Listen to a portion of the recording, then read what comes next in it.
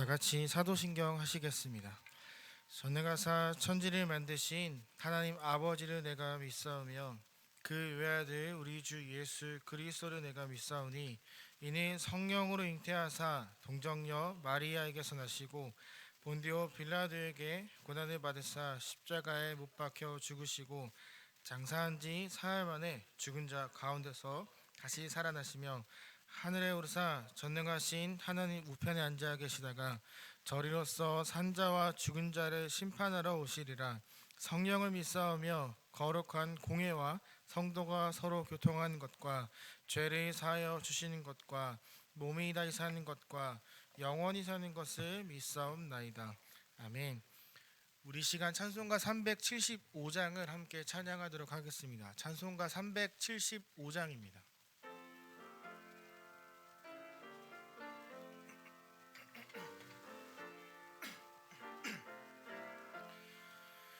나는 갈 길 모르니 주여 인도하소서. 어디 가야 좋을지 나를 인도하소서. 어디 가야 좋을지 나를 인도하소서. 아무것도 모르니 나를 가르치소서.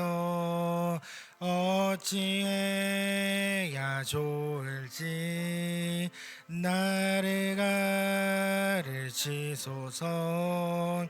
어찌해야 좋을지 나를 가르치소서. 아이같이 어리니 나를 도와주소서.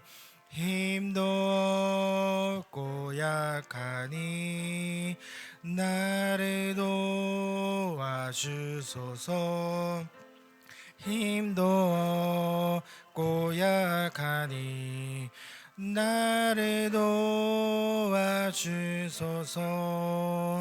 마음심이 슬프니 나를 위로하소서. 의지 없이 다니니 나를 위로하소서. 의지 없이 다니니 나를 위로하소서. 아멘. 오늘 함께 나눌 말씀은 마태복음 4장입니다. 마태복음 4장 12절에서 25절의 말씀입니다. 마태복음 4장 12절에서 25절의 말씀을 함께 교독하도록 하겠습니다. 신약성경 사면에 있는 마태복음 4장 12절부터 25절을 함께 교독하겠습니다. 예수께서 요한이 잡혔음을 들으시고 갈릴리로 물러가셨다가 가버나움에 가서 사시니 이내 선지자 이사야를 통하여 하신 말씀을 이루려 하심이라. 일러스되 스불론 땅과 납달리 땅과 요단강 저편 흑암에 앉은 백성이 큰 빛을 보았고 사망의 땅과 그늘에 앉은 자들에게 빛이 빛이었도다 하였느니라. 이때부터 회개하여 전파하여 이르시되 회개하라 천국이 가까이 왔느니라 하시더라. 갈릴리 변에 다니시다가 두 형제 곧 베드로라는 시몬과 그의 형제 안드레가 바다에 금을 던지는 것을 보시니 그들은 어부라. 어부가 되게 하리라 하시니 그들이 곧 그물을 버려두고 예수를 따르니라. 거기서 더 가시다가 다른 두 형제 곧 세베대의 아들 야고보와 그의 형제 요한이 그의 아버지 세베대와 함께 배에서 금을 깁는 것을 보시고 부르시니 그들이 곧 배와 아버지를 버려두고 예수를 따르니라. 온 갈릴리에 두루 다니사 그들의 회당에서 가르치시며 천국 복음을 전파하시며 백성 중에 모든 병과 모든 약한 것을 고치시니 그의 소문이 온 수리아에 퍼진지라. 사람들이 모든 앓는 자 곧 각종 병에 걸려서 고통당하는 자, 귀신 들린 자, 간질하는 자, 중풍병자들을 데려오니 그들을 고치시더라. 갈릴리와 데가볼리와 예루살렘과 유대와 요단강 건너편에서 수많은 무리가 따르니라. 아멘.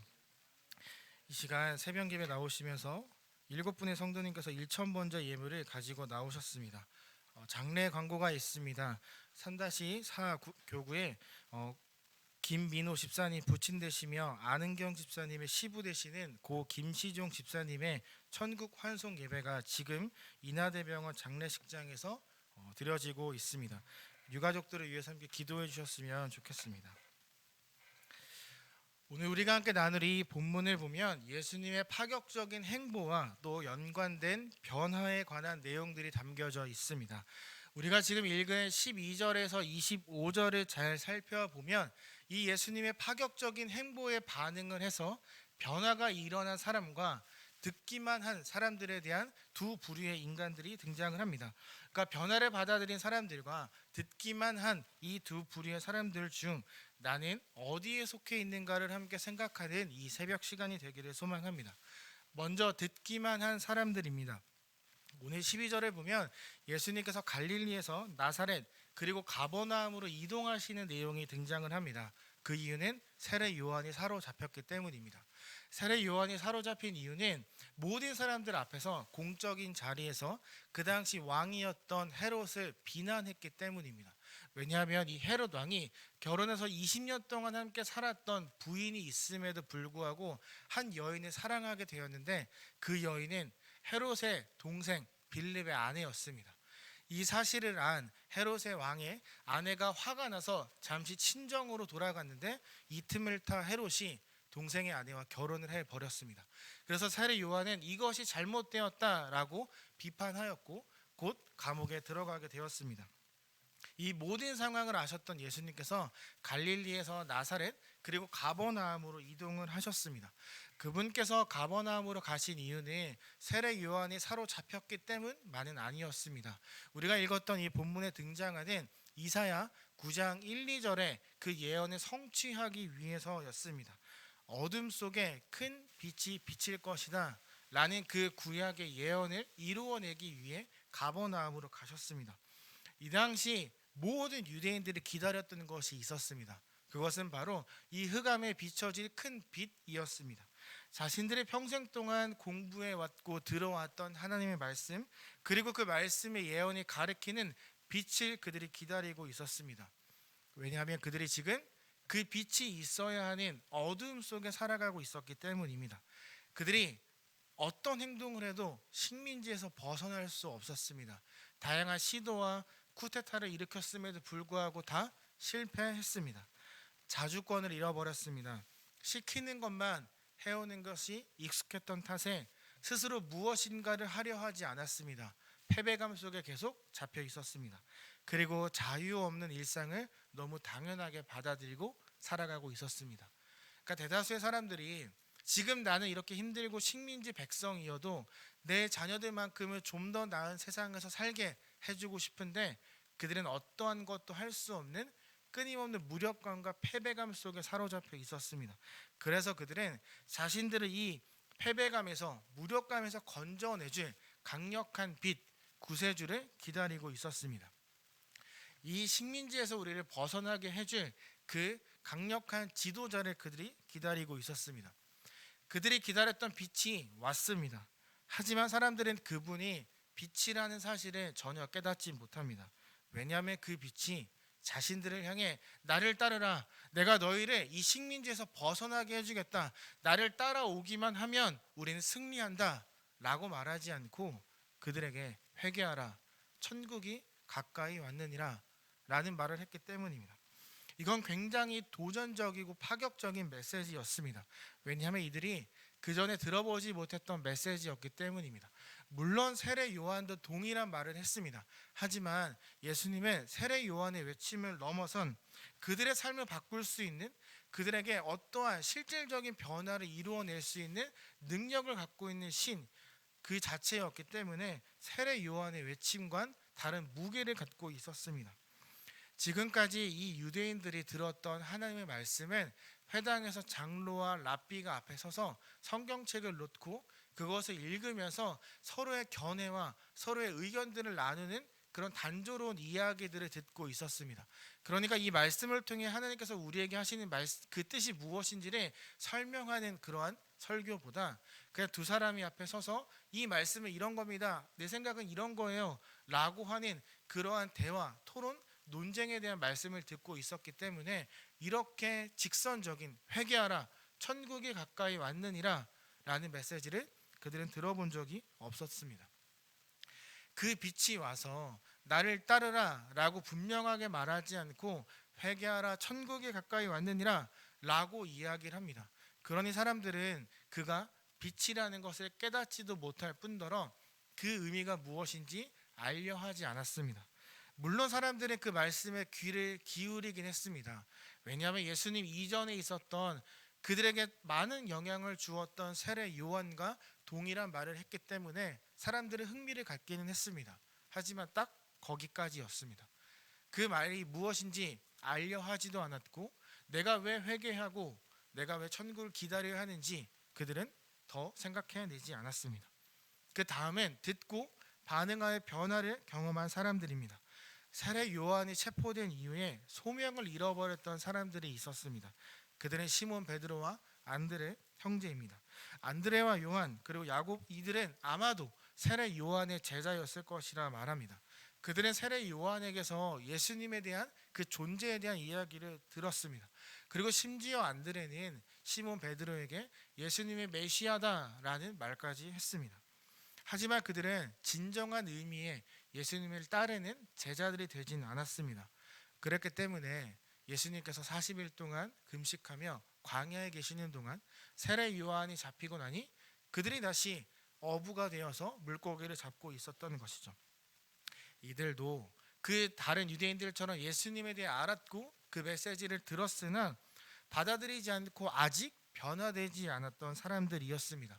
왜냐하면 그들은 예수님을 믿고 따르는 일에 내 모든 것들을 바치지 않았기 때문입니다. 그저 눈앞에 일어난 어려움 등에 반응해서 고향으로 돌아가 다시 어부로 살았을 뿐입니다. 그들을 향해, 사람들을 향해 회개하라 천국이 가까이 왔느니라 라고 파격적이고 도전적인 메시지를 던지셨던 분이 귀향에 일을 하고 있는 이들에게 찾아가 또 이렇게 말씀하십니다. 나를 따르라.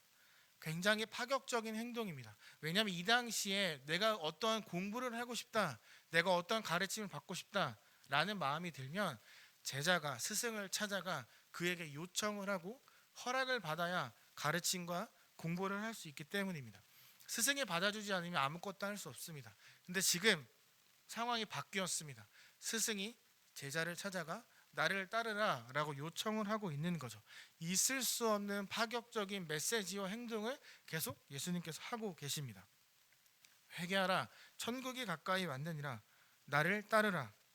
있을 수 없는 메시지와 제안이 모든 사람들에게 그리고 특정한 인물들에게 전해졌습니다. 이 빛을 기다렸던 사람들은 이 말의 의미를 알아차려야만 했습니다. 왜냐하면 그들에게 천국은 하나님이 계신 저 하늘나라 그것과 동시에 지금 이 어려운 세상을 끝내줄 수 있는, 즉 식민지에서 벗어나는 것도 천국을 의미하기 때문입니다.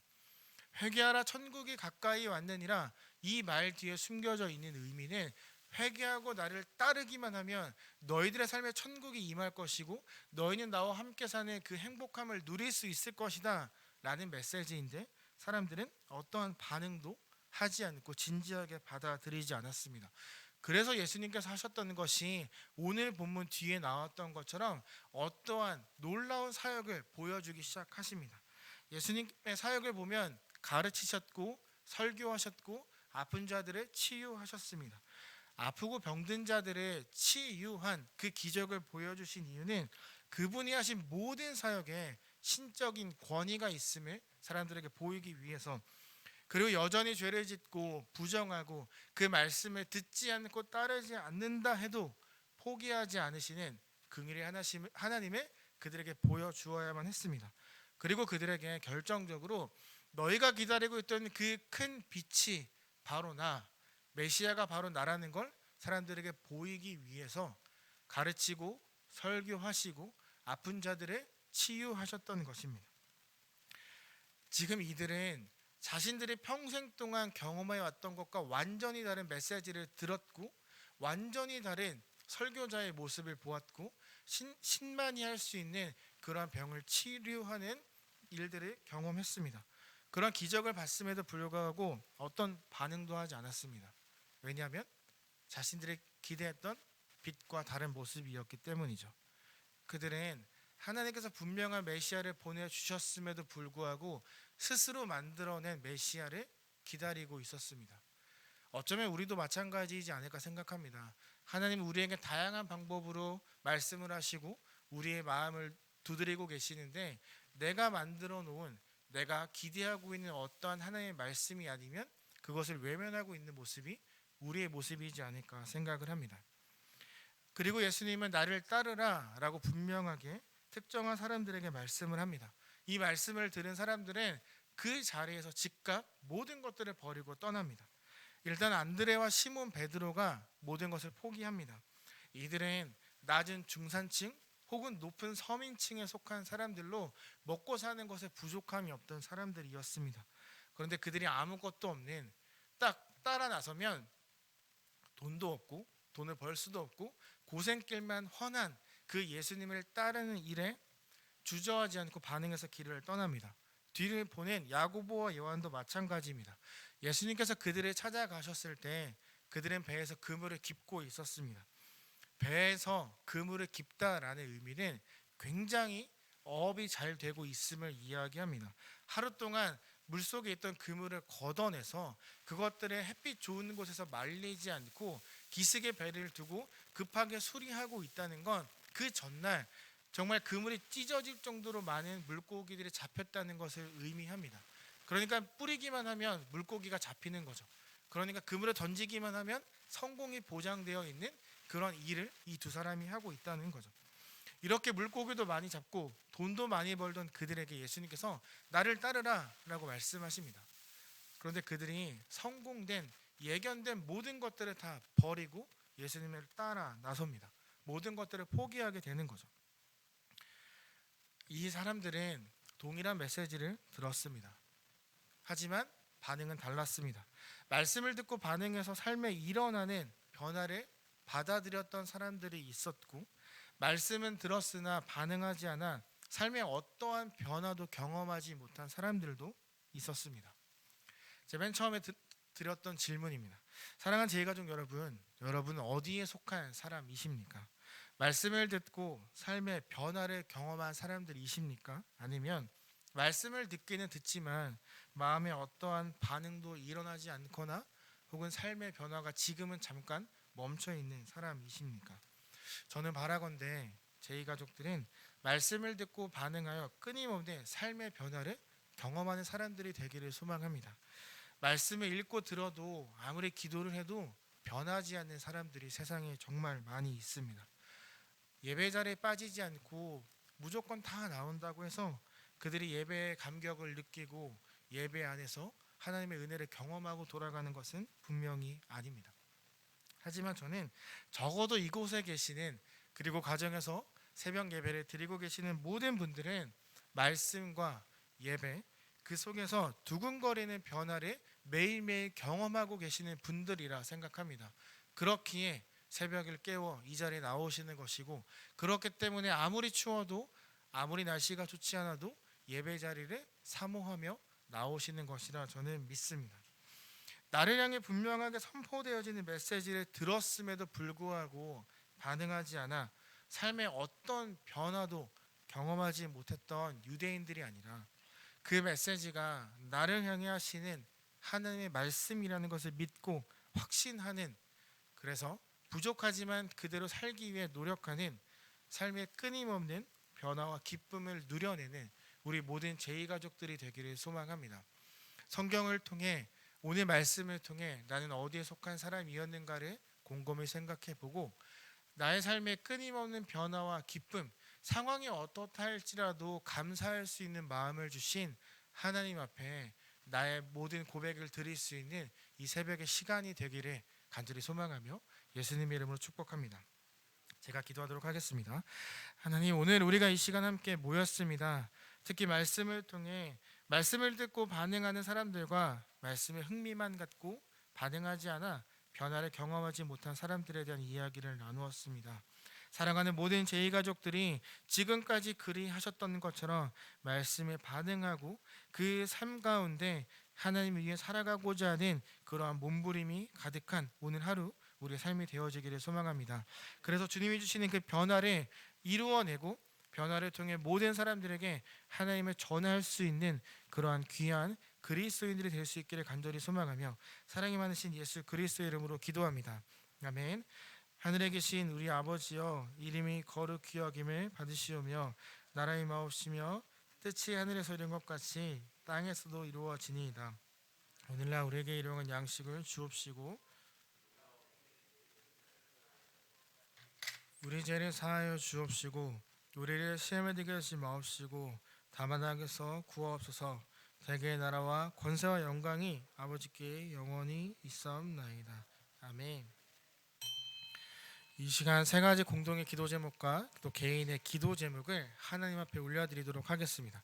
첫 번째로는 가족과 함께하는 올해가 되게 하시며 믿음의 어려움을 겪지 않도록 해달라고 기도해 주시고 선교사님들의 사역과 가정을 지키고 인도해 달라고, 또한 사명의 다짐과 헌신이 있는 구역장 권찰 1일 수련회가 이번 주일에 있는데 사명의 다짐과 헌신을 다시 고백할 수 있는 그러한 수련회가 되게 해달라고 이 시간 함께 기도하시고 개인의 기도 제목을 하나님 앞에 올려드리도록 하겠습니다. 다 같이 기도하겠습니다.